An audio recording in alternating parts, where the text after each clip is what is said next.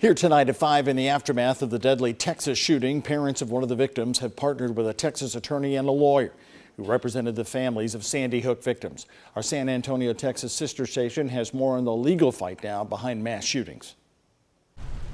The parents of Amory Jo Garza partnered with a Texas attorney and the lawyer who represented the families of Sandy Hook victims that won a $73 million settlement against Remington.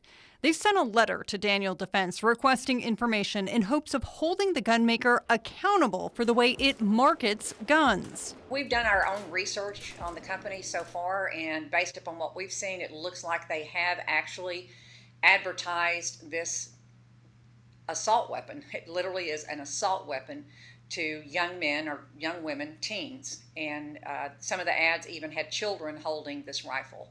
And we want to get behind it and see, who they were in contact with, what their media strategy was, so that we can determine to the extent we can how to prevent this from happening again.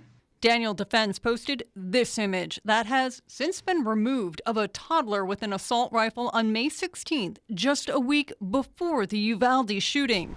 Amory Jo's dad said this in a statement: "My purpose for being now is to honor Amory Jo's memory. She would want me to do everything I can so this will never happen again to any other child.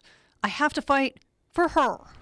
Amelia, also known as Amy Marin, a speech pathology clerk who was at Robb Elementary the day of the shooting, sent a similar demand for marketing information, but filed hers through the courts. We reached out to her attorney, but got no response. KENS 5 reached out to Daniel Defense, but received no comment. The gunmaker's website does have a statement that acknowledges the Uvalde shooting. It reads in part, "We will cooperate with all federal, state, and local law enforcement authorities in their investigations. We will keep the families of the victims and the entire Uvalde community in our thoughts and prayers." The attorney for Amory Jo's parents said the information they get will be made public. Because we want to show the country, if not the world, what's behind these marketing schemes and why these young men are, playing these games and then buying these rifles and going and slaughtering people.